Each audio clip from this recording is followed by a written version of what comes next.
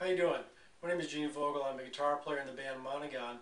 The purpose of this video is I wanted to show you a fix that I came up with to address the headstock diving issue with the Chuck Schuldiner Tribute model of the B.C. Rich Stealth. If you're not familiar with the guitar, it does have an issue with the head diving downward, hence the term neck dive, when you let it go.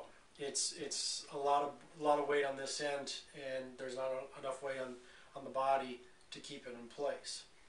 So I decided to make the purchase. I had a good deal on it, and I decided to give it a shot and see what I can come up with to fix the guitar. Most people are moving the strap buttons. I was a little reluctant to do that. I didn't want to drill into the body and possibly decrease the value of the guitar, just in case I did need to sell it if it wasn't going to work. So a fix that I came up with is twofold. One is I have a Planet Waves quick release strap. It's actually like an acoustic guitar strap connector, and I hooked it up to one of my leather straps. It's just simply this little piece here. It is a quick disconnect, so I can release it and I can take the strap off and throw it in the case, and it's out of the way, and then immediately put it back together real quick and easily. So there's no difficulties there. What I had done is there's a lot of meat here. There's about a 1/4 inch, 5/16 worth of space between the neck and the body. And that's how I came up with the idea. I was thinking if I could somehow anchor a rope or something like that around there and hook it up to a strap, that would help with pushing the center of gravity, or sorry, addressing where the center of gravity issues are. A center of gravity is probably in this zone here, so the closer I can get to there without, is going to balance the body better. So as soon as I saw that and came up with that idea, I realized that the acoustic guitar strap that I already had was going to work. So I wrapped it around there and played around with it. I liked it. Unfortunately, it doesn't keep tension. So while it does help alleviate the headstock dive, it's an added benefit, for at least for me, is it pushes the guitar further back, so it works more with my playing style. I felt a little bit that it was pushing, that the Stealth is a little too far forward for my playing style,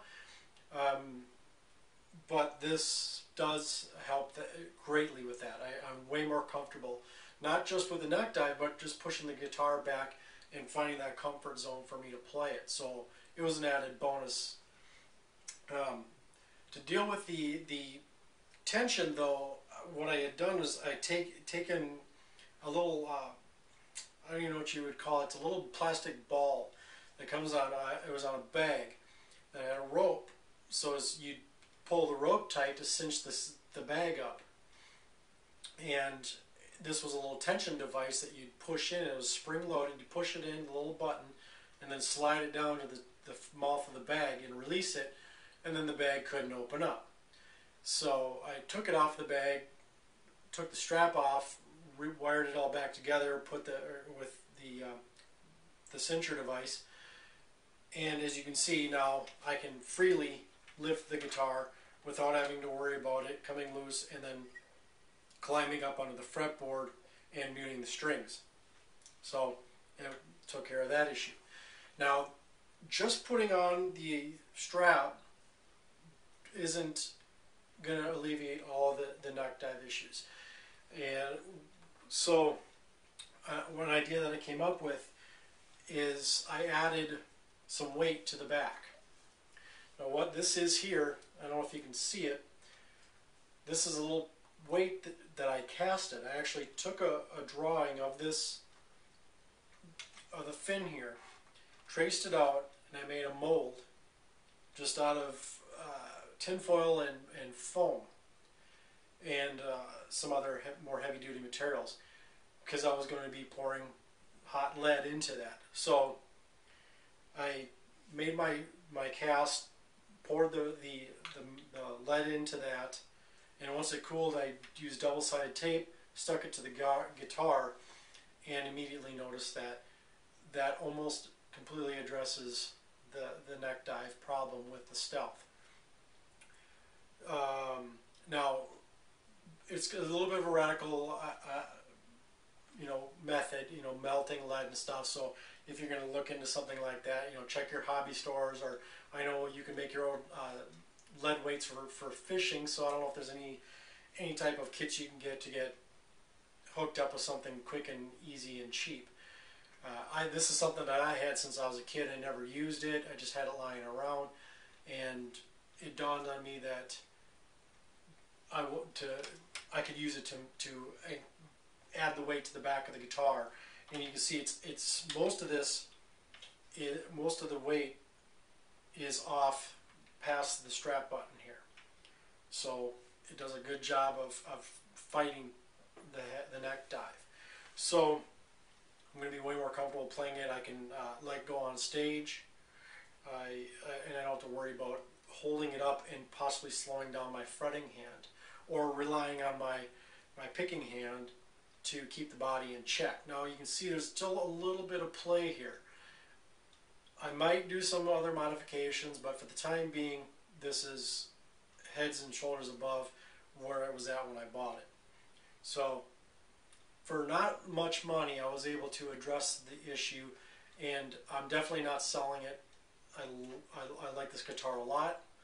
The body style suits very well for my playing in Monogon, and I like the way it sounds. I recorded our EP Active Aggression with this guitar, so it has become my main guitar for stage performance and now for recording.